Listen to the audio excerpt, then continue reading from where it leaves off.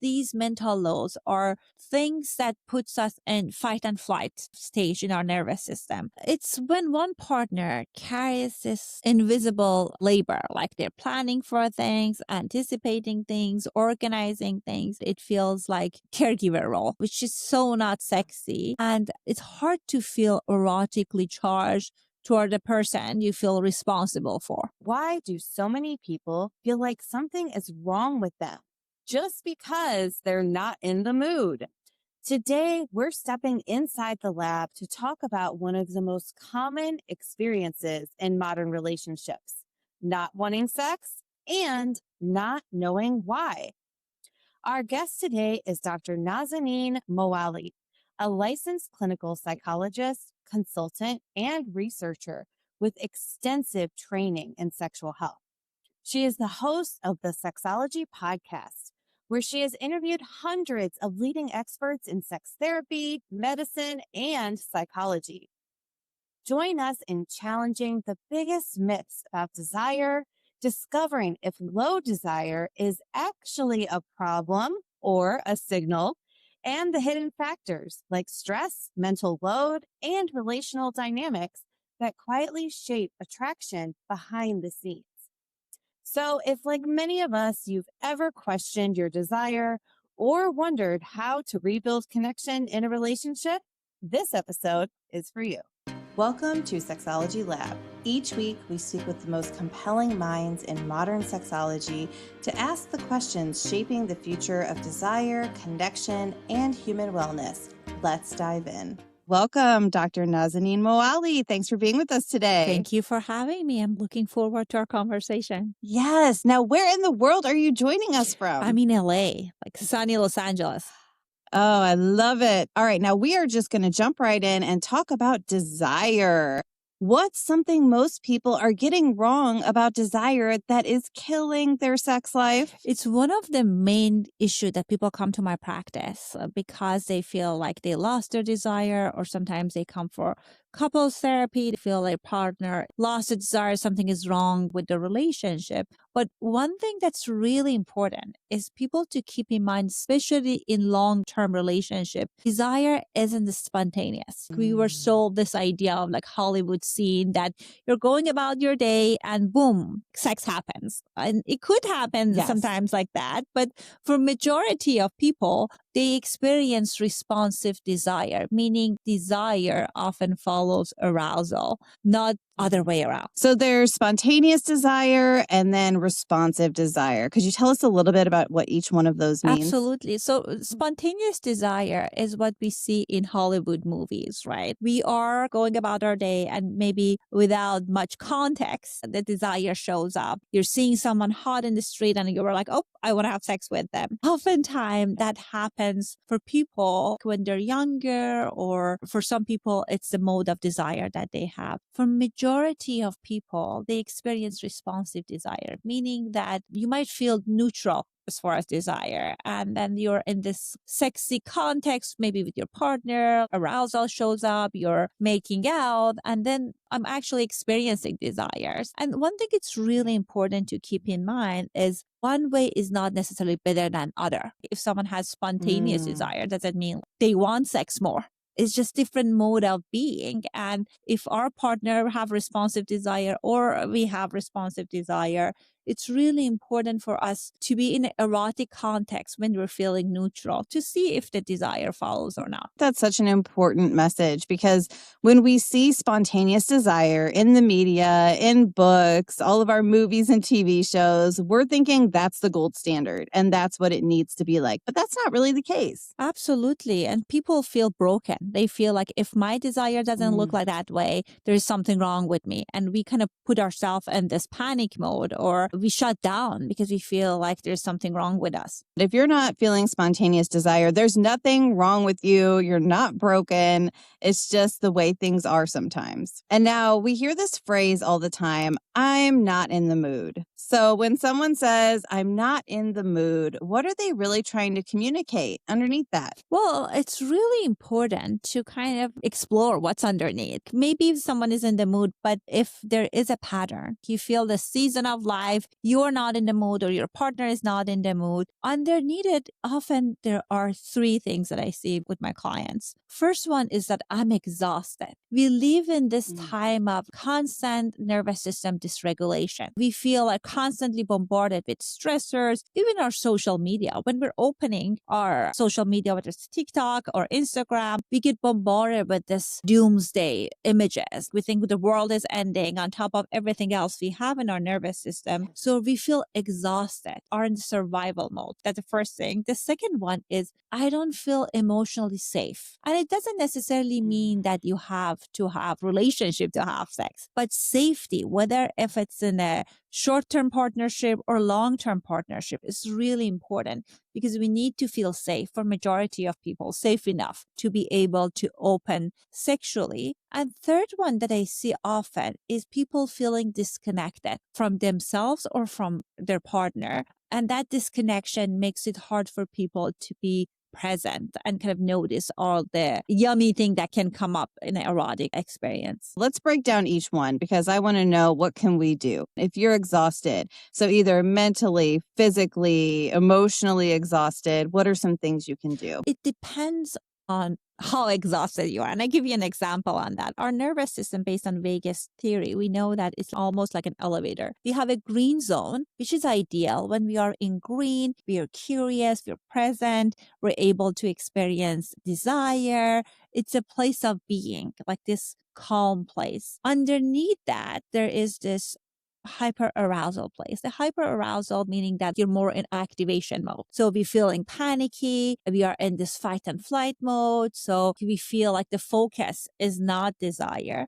And then we have hypoarousal, which is the place of emotional shutdown. We're disconnected from our world, is just feeling that this deep exhaustion that you feel the numbness. So depending on where you are, you need to create plans to help you to put you in the green zone. And sometimes people feel that I'm going to take a couple hours or even a couple days off, do some self-care stuff. That could be helpful, but sometimes we need a system when we are emotionally or physically exhausted to fuel our soul and our body on daily basis. So creating a ritual that can help us to put us in a green place, that can be helpful. That ritual could be doing breath work. That can be very powerful for people to feel kind of more relaxed if they are in activation mode. If we are on the shutdown place, we need to do things to feel more connected with our body. Things like yoga, like gentle movement, somatic dancing, those things can help us to feel more in activation place so we can be in the green zone. That is something that I recommend people to think about. If you can create a plan, a daily plan for yourself, that would be ideal. But also working with a therapist or coach can help you to create this sustainable plan to help you feel more grounded. Taking a few days off work or something can be great, but that's more of like a Band-Aid, or we're slapping some duct tape on the situation. And really, you need a consistent system or plan to keep your nervous system regulated and not feel so exhausted. Absolutely. And it's just so important to do some trial and error. Sometimes people feel like, oh, I tried it. I hear people with meditation. I did try sometimes it didn't work. If a strategy doesn't work for you, there is galaxy of options. It's not one size fit all, but it's so essential right now that you have a system that can help you to go to this place of reset. Now let's go to number 2, talking about emotional safety. Maybe somebody's not really sure, okay, like what is emotional safety? What does that feel like in a relationship? Well, if it's in the relationship, you feel like you're kind of scared of feeling seen. It's difficult for you to feel vulnerable in front of your partner. It could be a number of different reasons. Maybe in the past, there are unresolved conflicts, or it could be unresolved betrayal, or sometimes you felt like in the moment that you needed your partner, they did not show up for you.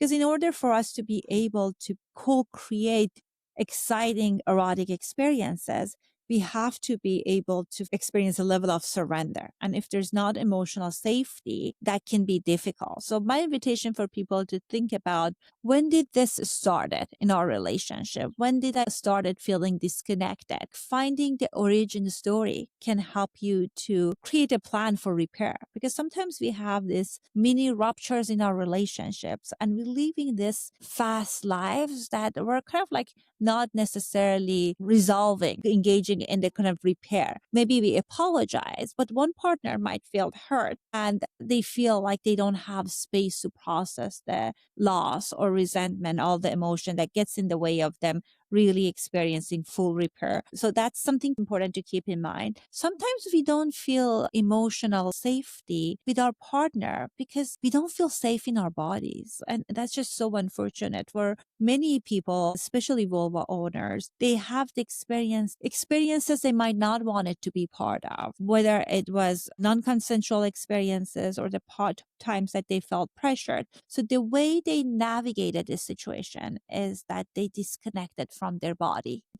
We're kind of trying to will ourselves historically in this situation. Oh, this must feel good, therefore I'm doing this. And when we're going against our body, long term, our body developed this strategy of, I'm going to get disconnected from our mind. And that can create challenges for people to be able to feel safe in their body. So if that is an issue, it's really important to work with a therapist or coach or focus on using strategies, implementing strategies so you feel safe in your body before sharing your erotic experiences with others. And I know many people can find safety in their bodies through sensual touches or mindful masturbation. That would be also another way of creating more body awareness if we have been in those situations. Love that you said that. All right. Now, what was the third thing you mentioned? Well, it's I feel disconnected from you, and I meant more sexually. Sometimes we might feel safe with a partner. We have this great roommate situation going on with a long-term partner, but we don't feel erotically charged when we are with a partner. And it's often might show up as, I don't want to have sex and I'm not in the mood. So sometimes what that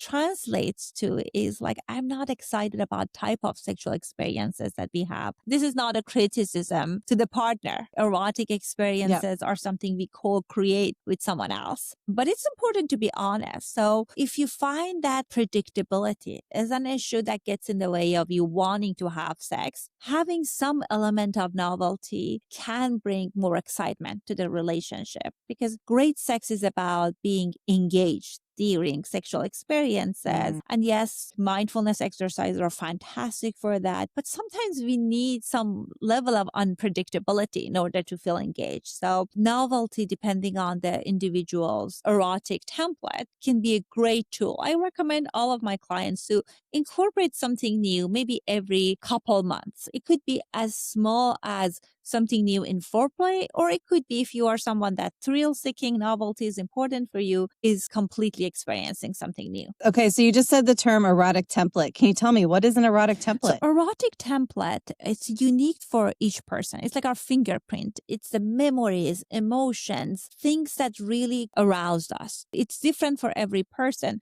For some people, it could be an element of power exchange. For some people, it could be sensuality. So it depends on what do you need, what type of sensations and emotions you need to have in an erotic experience to feel alive. And knowing the erotic emotion, that's part of your core erotic template, it's really, really important because it can help you to curate these sexual experiences. Sometimes people get role play stuff or get some props, and it feels like you're writing a screen, just pulling out random stuff. It's more about, okay, if humiliation is something that part of my erotic template, maybe something in that part that I want to incorporate to make our sexual experiences more exciting. Or if it's feeling adored is something that's exciting, and then like we can do something within that realms. It's really important to get to know our core erotic emotion and erotic template and communicate it with our partners. How do you know what your erotic template is? Is there a quiz? Is there a checklist? How do you figure this out? Great question. So there are different ways that there are online checklists, but I love the idea of people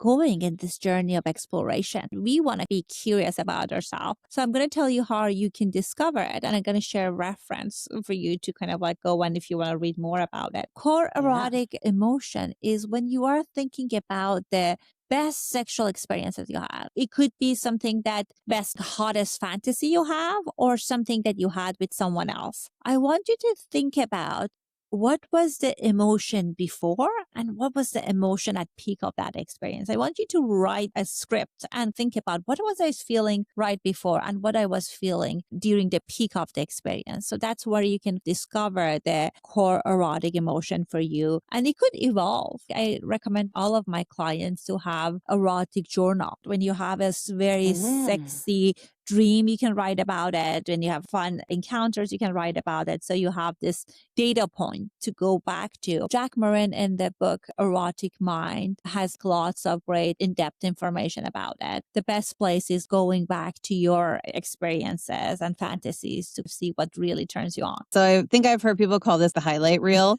You go back to like the very best of the best.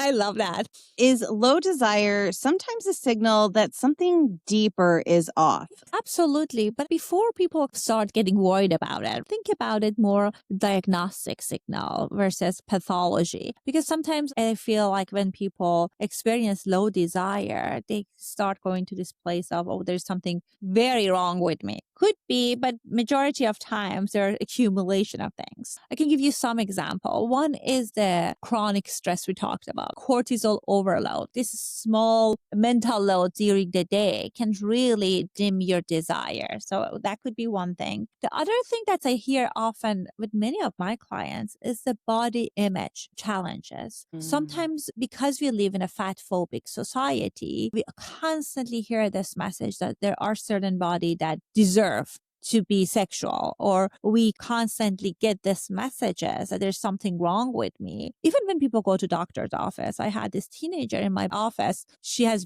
beautiful body. She's athletic, but she was telling me about the shame she felt every time she was going to her pediatrician because of how they were showing her a chart saying that her BMI is high and how that really impact our self-image. So, and I often see that that's also one of the reasons that people experience low desire, whether their body has changed throughout the different phases of life or they are in larger bodies. That could be one of the challenges. The other thing that's very common and many people don't think about it is side effect of medication. Most people at certain phases of life, they are taking or they have taken antidepressant, anti-anxiety, and some of those medications have known side effects with creating lower desire or making it difficult for you to experience orgasm. And many doctors, they might undermine the value of having exciting sexual experiences. They're not sharing with it. Or I have clients when they brought it up, especially if they are in these and beyond, they felt the doctor minimized it. I was like, like sex, it's normal to not that be great. So that's also could be one of those signals. And lastly, for many women, hormonal shifts are also being miserable in perimenopause. I know that many people don't talk about it, but perimenopause, if you're not managing symptoms, you can be really miserable. And our body, when we're feeling hot and we feel uncomfortable and anxious, it kind of makes sense that our desire is less present. Yeah, absolutely. Are you curious about sexology? Do you want to further integrate sexology into your work or your life? Well, friends, then we've got something just for you. It's called the Sexology Practice Guide, and it walks you through the ways this shows up in your work, in your life, and guides you through working within your scope, incorporating intimacy and sexual health into your work without starting over. Download this short, practical guide at sexologylab.com/guide. That's sexologylab.com/guide. And while you're here, make sure to subscribe and share. And now, back to the show.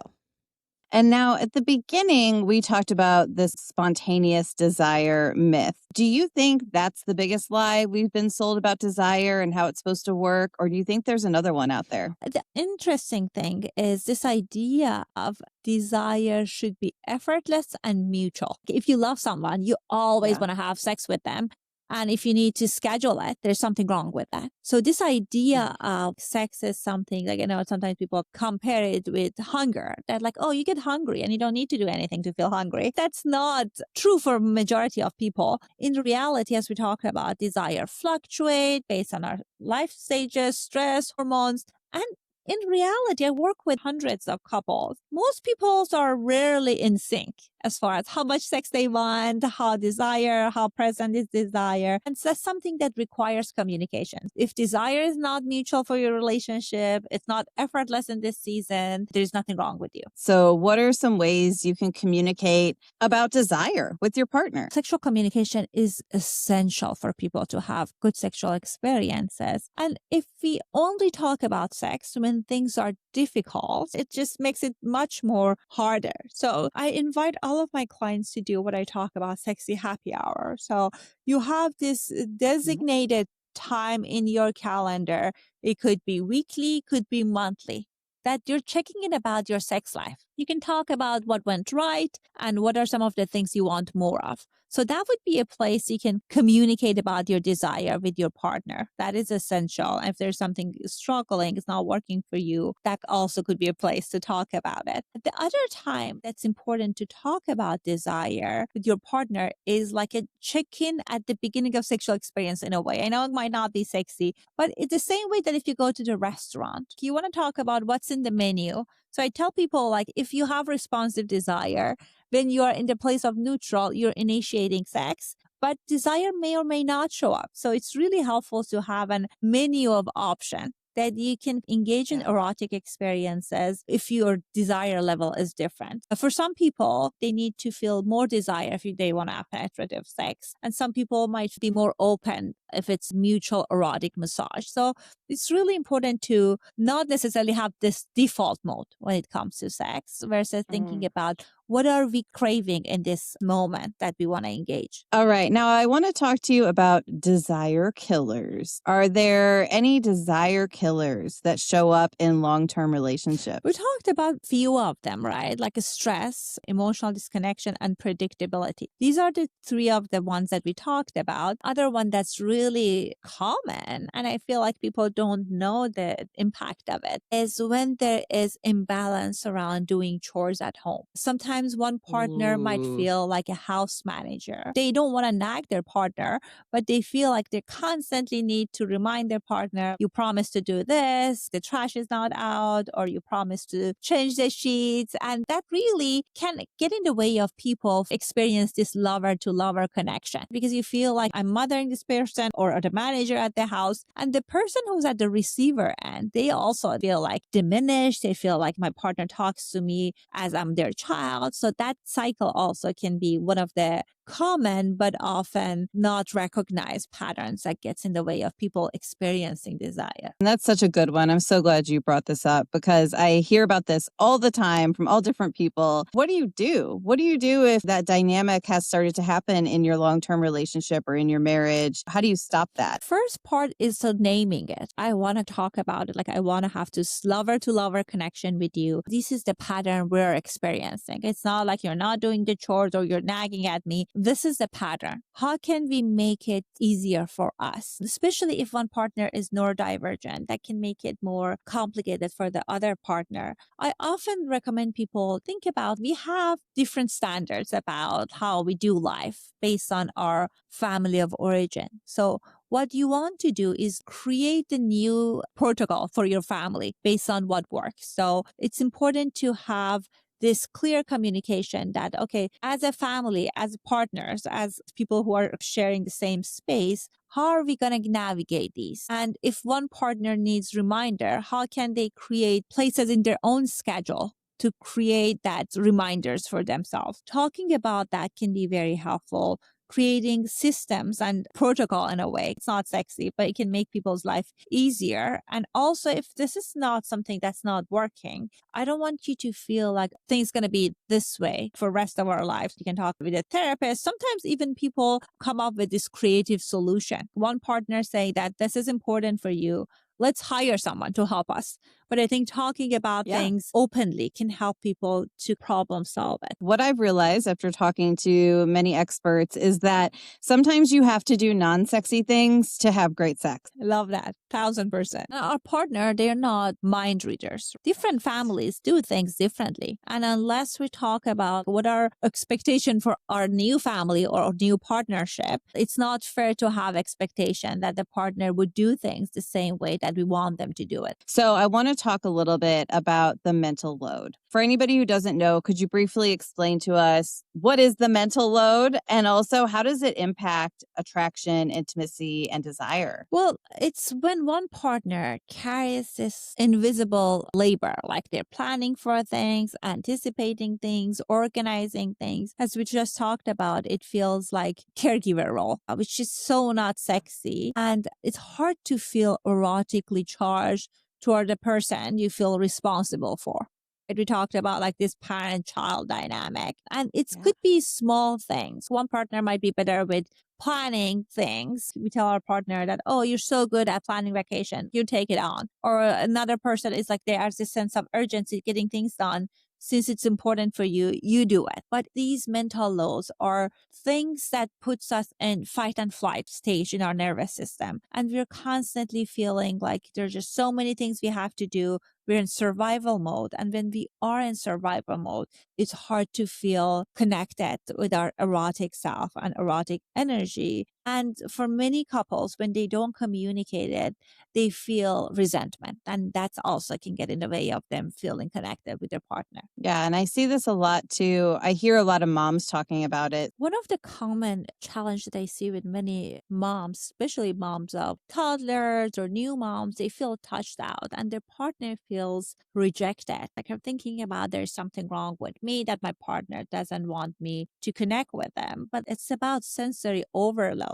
and having this mental load of feeling like I have so many things in my mind, I'm exhausted. So one thing that I often tell people to keep in mind is that one of the sexiest thing you can do for your partner, especially in these phases of life, anticipating their needs. So if there's something you can do to reduce their mental load or creating these rituals that they can, if they want, pivot from that place of mother to child place to lover, that can really help with rekindling desire. That's such a great tip. You anticipate their needs to help that transition. So maybe you've got a mom who's been home all day with like a baby and a toddler, and you anticipate that, hey, maybe she'll need somebody to take the toddler on a walk, take the baby off her breast for a few minutes there, and then let her reset so that she can feel more like herself and experience that lover to lover connection with you after being in mom mode all day. Absolutely. And you can kind of tell them, I want you to feel connected. I want you to feel rested. How can I help with kids or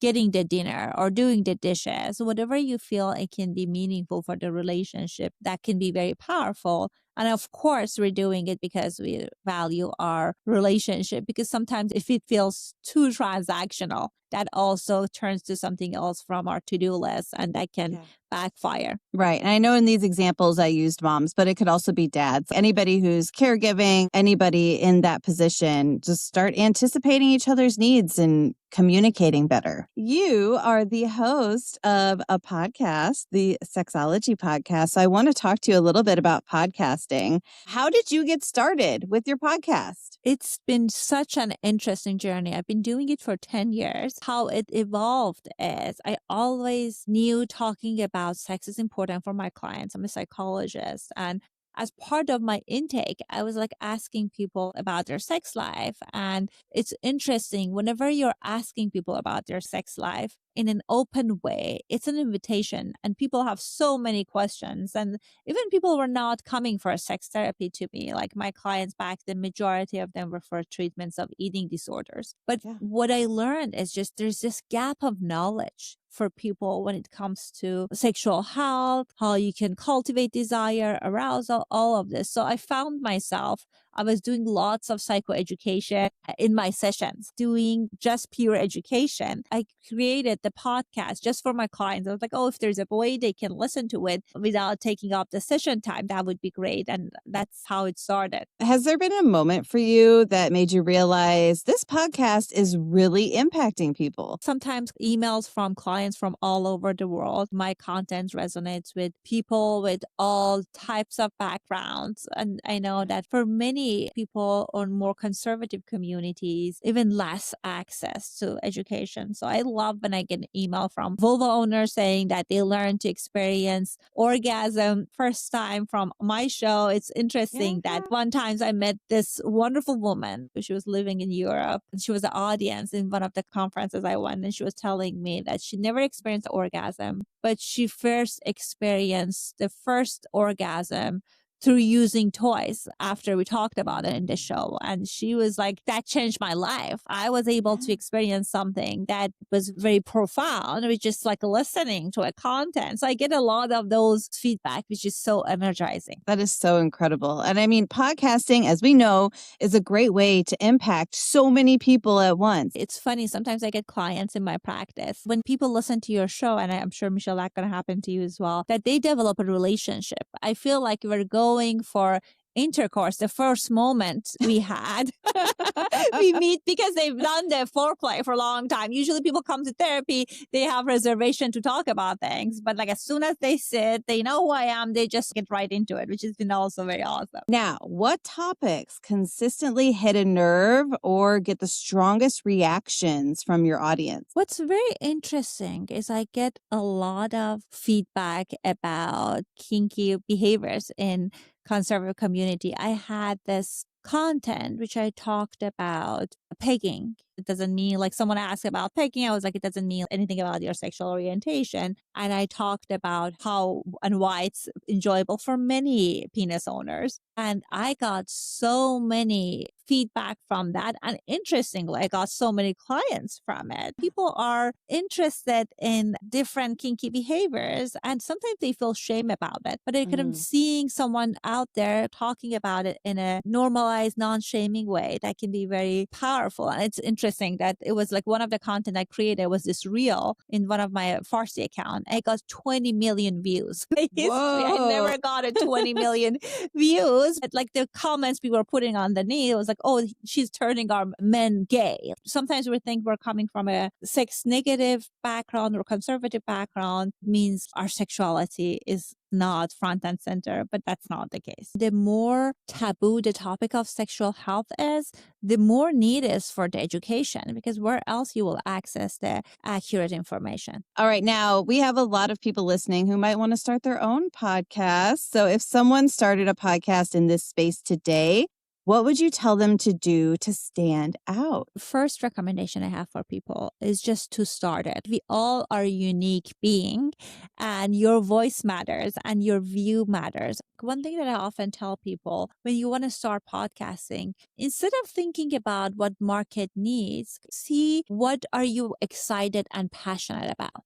Because when you're excited about something, you're passionate about something, people come into the show because of you. You can be a secret sauce. Sometimes we get into this kind of idea of I have to niche down, I have to find something trending, but it's important for you to feel what are you feeling passionate about and what would you feel excited to talk about it. I know that's not the answer people want, but that makes it something that you can do for years and years if that's something you want to do. Because I love talking about what I talk about, and that is why I'm doing it. You gotta love it. You gotta love it. All right. So I want to start to wrap things up with a quick lightning round. Why do some people suddenly lose their desire? For majority of people, rarely sudden. It's usually cumulative, and it's because our brain shift from pleasure mode to survival mode. Biggest instant turnoff in long-term relationship? Feeling your partner is not with you in bed. Sometimes people say, like, I can totally see that my partner is not excited about this. They're checked out. And that's one of the common issues people have in long-term relationships. Why does sex start to feel like a chore? For many people, it's often because it becomes more goal-oriented instead of experience-oriented. We're thinking about we have to have this certain outcome, and we're not in the moment and we're not present. Take the pressure off from yourself and your partner and just experience the erotic connections with just curiosity and see what comes out. I love that. All right. And my final question for you, if the next generation could understand one thing about intimacy and relationships that would save them years of pain, what would that be? All the clues for having great sex is in your body. Sex is not about what you do, it's more about how you feel. The key is for you to tune into your body and practice embodiment, because that can help you to fine tune the experiences and help you to be able to meet your sexual potential. Great advice. Right. Well, thank you so much for being with us in the Sexology Lab today. It was a pleasure to talk to you, Dr. Moali. Thank you for having me. All right. Bye, everyone. The Sexology Lab is powered by Sexual Health Alliance, the global leader in education and certification for sexology professionals. Since 2015, Shaw has trained thousands of therapists, coaches, educators, and healthcare professionals through industry-leading certification programs and events. Learn directly from the experts, participate in immersive learning experiences, and join the most connected global community in sexology. Learn more at sexualhealthalliance.com. Don't forget to subscribe on YouTube, Spotify, Apple, or wherever you listen. Links are in the description below.